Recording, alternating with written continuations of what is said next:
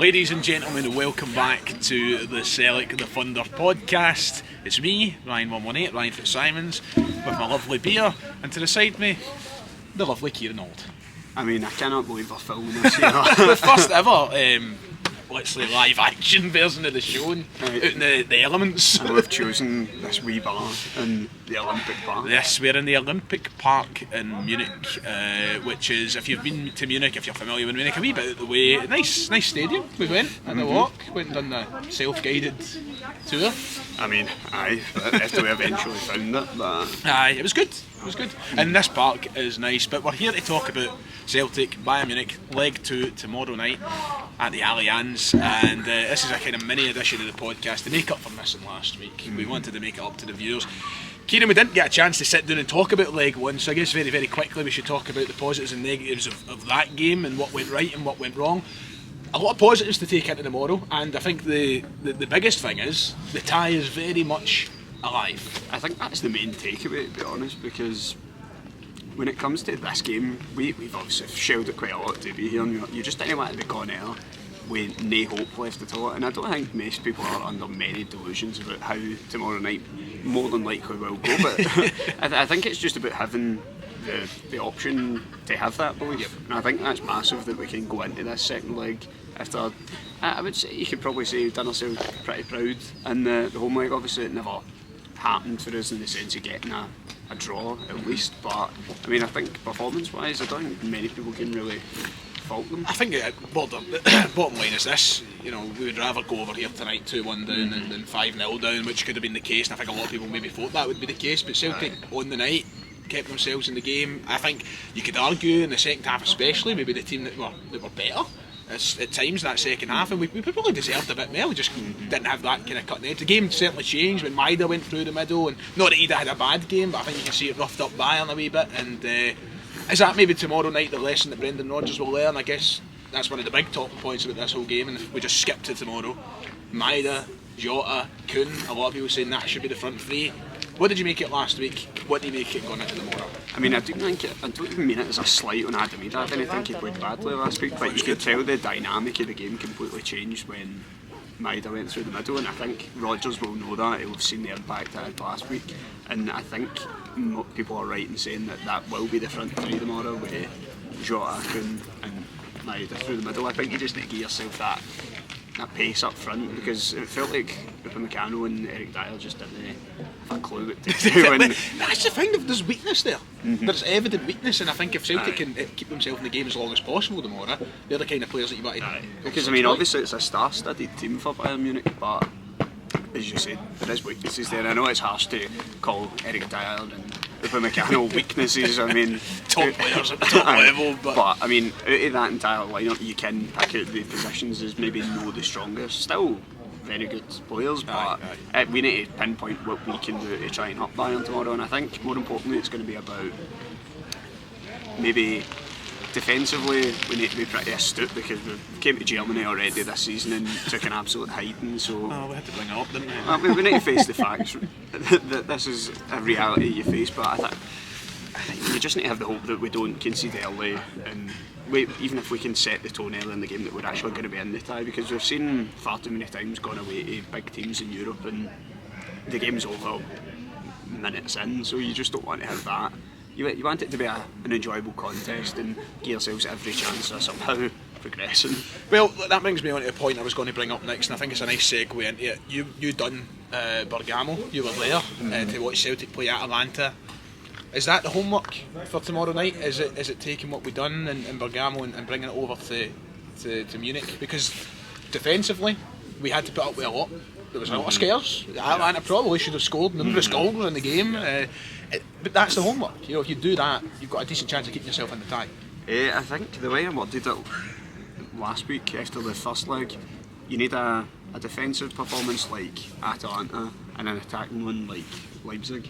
I think if you want... It's a perfect formula. How easy is that? Just merge them together. But nah, I mean, on paper, in a dream world, that's exactly what you get. But we know, well, I don't think anybody's under any illusions about how tough tomorrow night's going to be, but I think everybody just wants us to give ourselves a fighting chance, and we've got faith in this group of players that we can go out and make it a contest, but we also know that in Europe we have had some fragilities. But Yep.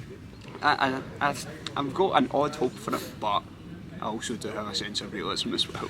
Well, it's about being realistic, it's also about being optimistic. I'm just realised at this point of recording that I didn't ask for any questions for this, and I think questions would probably be a nice addition, so I'll do a last minute call and see if we get a couple, but we've still got plenty to talk about. We've not even scratched the fucking surface when it comes to this game tomorrow night. Very quickly, what's your thoughts on Munich? It's actually a lovely place to be fair, but I mean, we've touched on having to climb these stairs at St Peter's. That was absolutely brutal. I'm prepared to pay €5 for the privilege. Well, do you know what? It put our fitness to the test. Hopefully, it's going to be like that in the Allianz tomorrow, isn't it? It's going to be like that. I might get somebody to carry me on.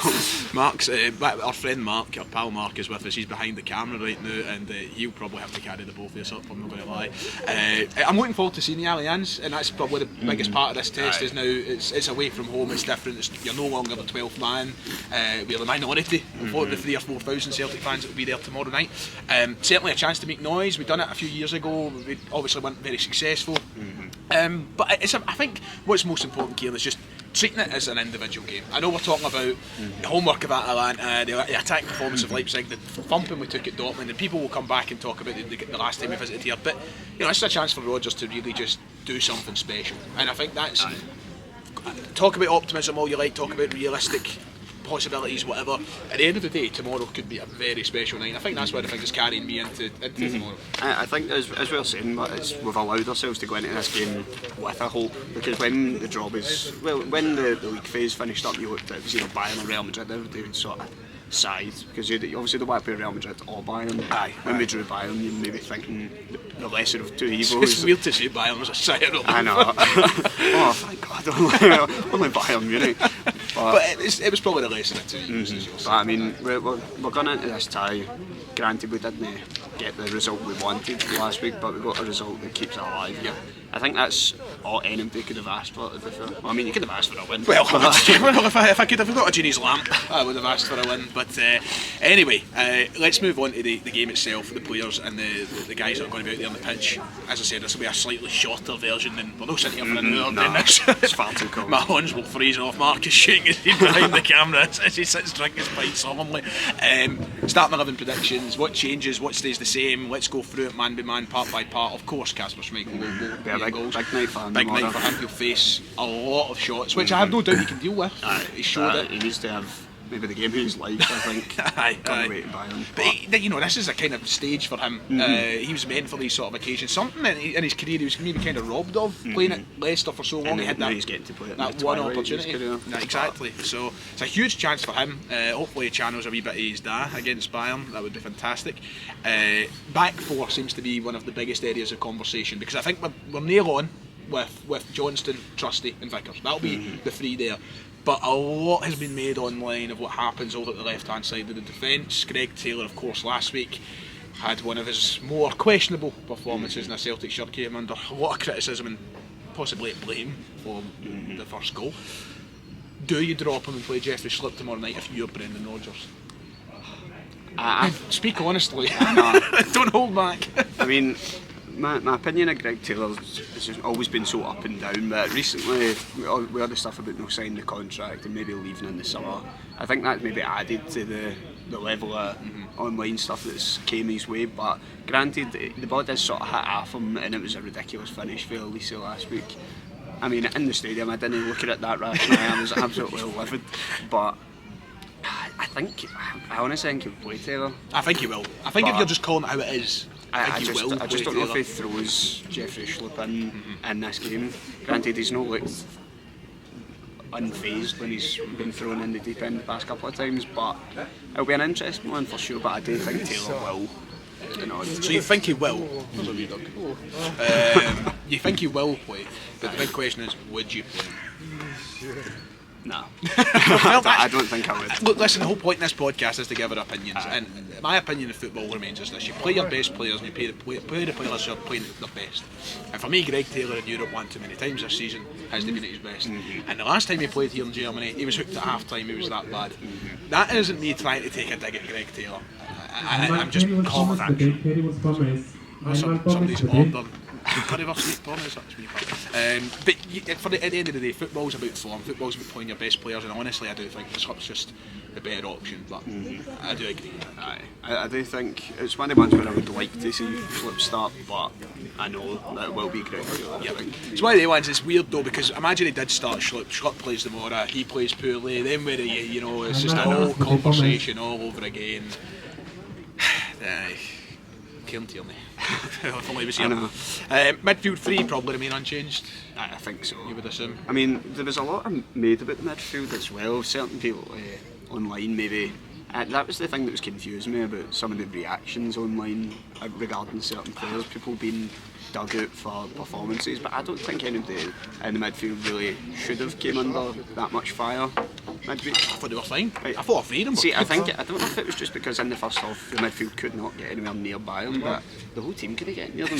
Like, we had to just defend for our lives, and then we nearly made it. To sidetrack things for a minute, I know we're talking about the 11. Is that one of the biggest problems with Celtic in these games, with especially the online support, which a lot of people say we just don't listen to them? That's true. We shouldn't listen. We shouldn't listen to the people who moan and complain. But people really need to realise what their expectations should be in a game like this. We have no right to be playing Bayern Munich off the park anywhere. Celtic Park away home. Is that part of the problem in these games? It could be about managing expectations, I think. But I mean, you could look at it in the sense of, we've been playing that well, that your expectations have been raised to perhaps unrealistic standards. But I do think it is just about defending well, especially in midfield. They're going to be penned back a lot of the game, and you know there's quality in there. Players like Engels, Hatate, McGregor to play that cut and pass. Yep. You just need the moments of quality in a big game like this. A point that I think relates to Engels specifically going into tomorrow night is he needs to be on point with his set pieces, and you've got to take advantage of any we get. I mean, Celtic will probably get 1 or 2 corners in the game if we're fucking lucky, so you've got to use them. And Celtic, quite frankly, aren't good enough with their set pieces. But tomorrow that needs to. I know, it's like the tables turn when it comes to Europe. Teams come to Celtic Park in the league and their bread and butter's set pieces. We need to be able to do that. We're the smaller club in this. We're the big fish in a bigger pond. But that is just the nature of having to go to this. But I don't know.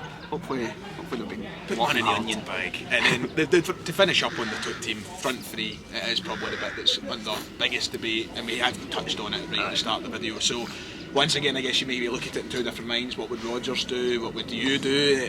Where do you think we stand with it going into the border? If you were to make a final call on it all, I think I'd stick with what I said. I think I'd go Jota and Maida through the middle. I think you just need. I mean, know that Ida.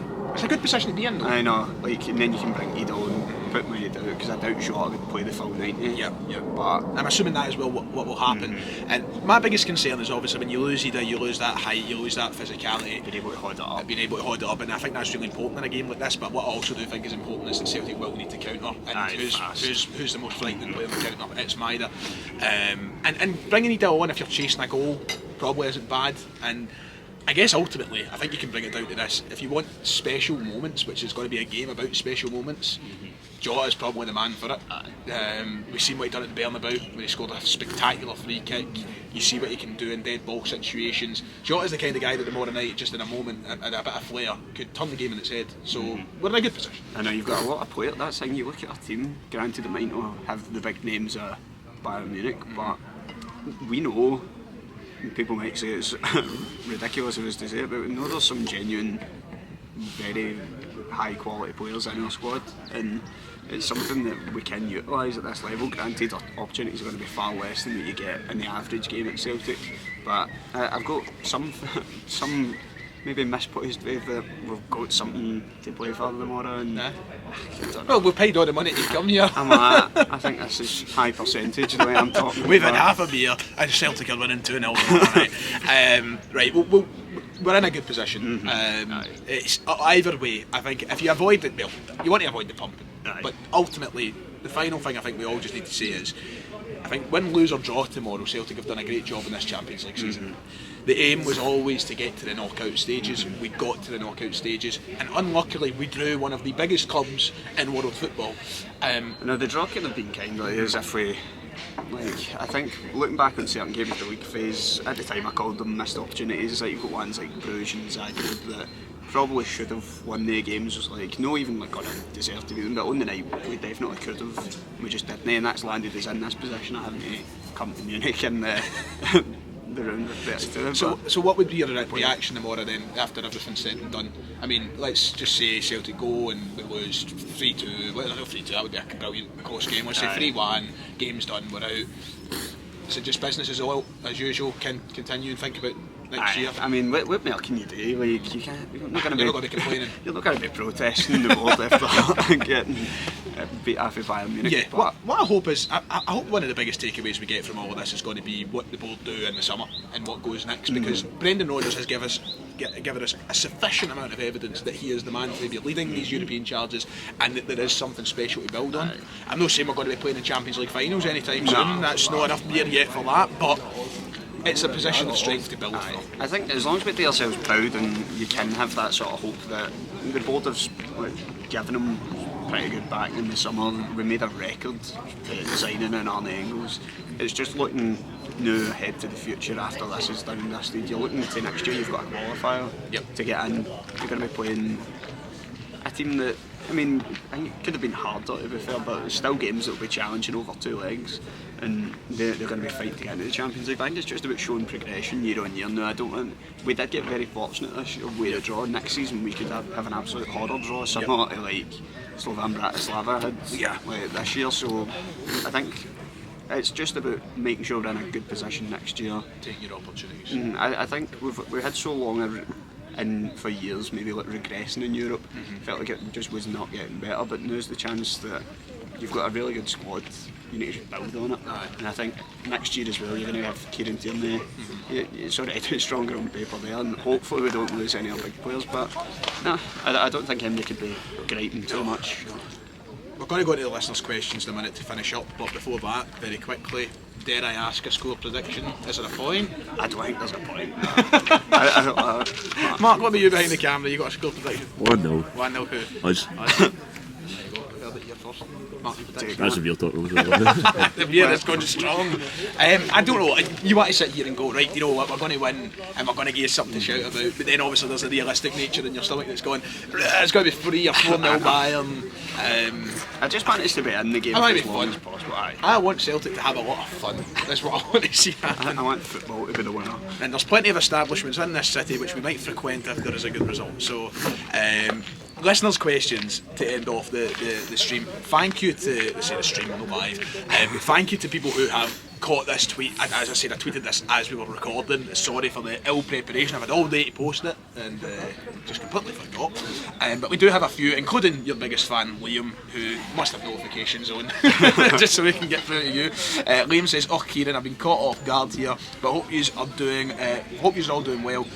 What are your thoughts on Rodgers' winter outfits? No suits, just vibes. And mind that time Yeti was a captain at the pre-season friendly under Ange. Crazy stuff. Hail, hail." I want to digest here. Mark's face is like, what the? I want to digest from Liam. I mean, Rodgers drippy being the main point. I mean, he has been drippy. The badgeless stone. Is there a reason for that? Is that a thing? Badgeless stones? I don't know if he's just took it off to look like a maybe he just really likes the design of the jacket, but he's got style. He's got style. He's a man that's got style. He always has been a man that's got style. But look, we've had such stylish managers apart from. Where was the game? Yeah, he was captain game. But was it one of the ones that was like behind England, closed doors? Like, was it not one of the games done in England? Like I know, Sheffield but Wednesday? we played Sheffield Wednesday in like a training centre. It was Sheffield Wednesday. But it was, I can't remember whose training ground it was at though. I can't remember much of it. I think I remember watching it on the training for work. I think I was at Liverpool at the time. For one, no, I was a Charlton one. I think I was maybe in Liverpool for. Nonetheless, drippy Rodgers, you've got to love it. Talking about Rodgers, Froggy the Ninja, it says, do you think Brendan Rodgers will make Jota an even better player, and do you think he'll get another massive move in the next few years? Well, I don't want to start wishing him away. I'm not trying to get him at the door. I'm not his agent trying to get him back. But I did make that point when we signed him. The age we're signing him at, I don't think it's the sort of thing where you would have him for the rest of his career. But you never know. He has went on to new pastures and didn't work out for him. So I think I'm hopeful. Don't think he'll be in any rush to go. No, he definitely won't. But like I seen somebody tweet the other night saying they don't think he would leave unless it was like Benfica, which is a very fair point. He's a Benfica fan, but nah, I do think Rodgers will improve. Sure, I mean he's got a very good track record, especially wingers improving. So that's Rodgers' track record's so strange in the sense that his signing record hasn't been tremendous in terms of successes there, but his record in taking players and making them better almost makes up for the terrible signings we've seen over the years. You know, for every fucking bio there's been an improvement to a let's just say Jota or somebody. So it kind of evens itself out in a way. Just think of some of the signings, Marion Shved. Why do we sign them? A couple of more just to finish off. CFC James is saying we are winning tomorrow night. Not so much a question, just just a factual statement. Just a factual statement. Love the optimism. Noah says Schlupp or Taylor to start, which we've obviously covered already. And then finally, now Mark, you've been behind the camera on your phone. I don't know if you can aid us here, but Bernardo Boy says, do any of you see any truth in the Kuhn rumours? Is there rumours floating? Just was it no Newcastle and somebody? Like a few people, right. like a few teams. I think I remember reading something on 67 Hill. Brentford or something? Brentford. So, listen, teams are going to be watching all their players. There's no point in getting bogged down about such and such as looking. Nicholas Kuhn has been one of the best players, not only at Celtic, in the whole of fucking Europe this season, in terms of his numbers. His stats are incredible. He's got over 30 goal contributions, I think, in February. So, of course, teams are going to be looking at him, teams are going to be interested. There's no point in getting bogged down about whether he's going to be signing for them or no, because it's just part of the game. It's part and parcel. I mean, that is the reality of being at Celtic. If you've got an exciting young player that's doing incredibly well, you need to expect that clubs are going to want to sign him. And obviously, you take it as a compliment, but hopefully we can keep a hold of him into next season, because that's what we're talking about, trying to build on these European campaigns to take it a wee bit further, like each year. It's hard to do that when you've got the player trade model. You have to sell your bigger players, but it's just, you need to put faith in when one goes, are replaced with quality again. So. And we've had a last minute question, which I'm so happy to see. Roseanne has come in with a food question at the 11th hour. I'm actually starting to get quite I know we've no eight. That has I know banging, there was chips or something beside us. Maybe an option. So Roseanne asked the final question of the podcast today, saying just because you love a food question, and we need more food questions, we're running out of food questions. What is the worst food combination that you've ever had or seen somebody else eat? Now, we have seen some horrors on Instagram stories over the years and things like that, but the worst combination that you've ever had or seen? I'm trying to think. Can you think of it? Some like barking like sauce combinations with it, like people put weird sauces on things. I'll tell you one of the worst ones I've seen in recent memory, and I will keep his name out of it, but one of the boys in their group chat had a bagel and just a bagel in the avocado bagel. Looked arse, nothing else. Just a bagel, nothing, just avocado in the middle. Just a rolling earth. A rolling earth is the best way That's essentially that is up there for why the worst. And I don't even think that would be revolting. I just think it would be pretty bland and cheap. Mine's isn't a food one, but one of the worst things and that's a pet peeve of mine. Right. In college, when I went to college a few years ago, I witnessed somebody filling up, like, you know, you go and fill up your water at the wee stations. He filled up a can of Vimto with water. But like an empty can? An empty can of Vimto. That's right. That is what he filled it up with. I'm like, that is an actual... They don't usually have cups in these things, like... No, but like, people, I would go and fill up my water. Aye, of course. No, I could put in this water. Well, I mean, I guess it's being creative, isn't it? It's being resourceful in this world where, you know, we're destroying the planet to be so recyclable. He was a hero. He deserves a green flag. Remember primary used to get the green flag? Eco-rep and that. Aye, well done. So that brings us to the end. I think that's everything, and even at that, we want to get eating and we want to get drinking, and Mark's sitting there waiting for his conversation back. So we'll leave it at this one. You mind? What a lovely end. So thank you everybody for tuning in to a broad version of the Thunder Club. I will be back in the channel hopefully tomorrow night following the game to give you a match reaction. If not, I'll see you Wednesday. But for now, that's this. Kieran, cheers. Cheers. Up the Germans. I'll see you next time.